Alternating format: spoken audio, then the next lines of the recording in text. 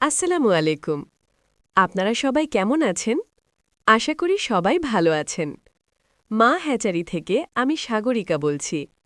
আজকের ভিডিওটি দেখার জন্য আপনাদের সবাইকে স্বাগত জানাচ্ছি। আজকের ভিডিওতে আমি আপনাদের দেখাবো আমাদের হ্যাচারিতে কিভাবে দ্বিতীয় সিরিয়ালের হাঁসের ডিম সংগ্রহ করে ইনকিউবেটরের মধ্যে দেওয়া হয় এবং পুরো প্রক্রিয়াটা কিভাবে ধাপে ধাপে করা হয়। প্রথমেই আমরা আমাদের ফার্ম থেকে স্বাস্থ্যসম্মতভাবে ডিম সংগ্রহ করি। ডিম সংগ্রহের সময় আমরা খেয়াল রাখি ডিম যেন পরিষ্কার থাকে এবং ফাটল না থাকে।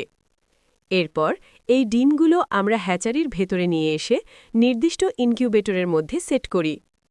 ইনকিউবেটরে দেওয়ার আগে প্রতিটি ডিম আলাদা করে চেক করা হয়।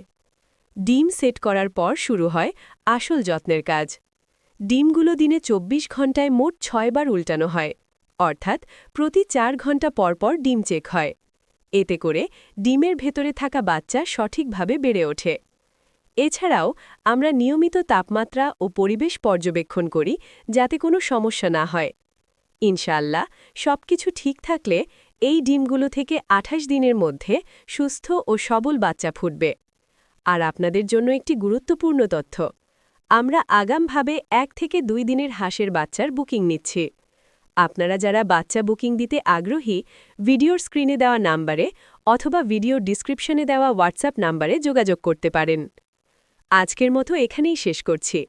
পরবর্তী ভিডিওতে ইনশাআল্লাহ আপনাদের দেখাবো ডিম থেকে বাচ্চা ফোটার সম্পূর্ণ আপডেট। ভিডিওটি ভালো লাগলে লাইক দিন, শেয়ার করুন এবং নিয়মিত আপডেট পেতে আমাদের চ্যানেলটি সাবস্ক্রাইব করে সাথে থাকুন। ধন্যবাদ সবাইকে। আল্লাহ হাফেজ।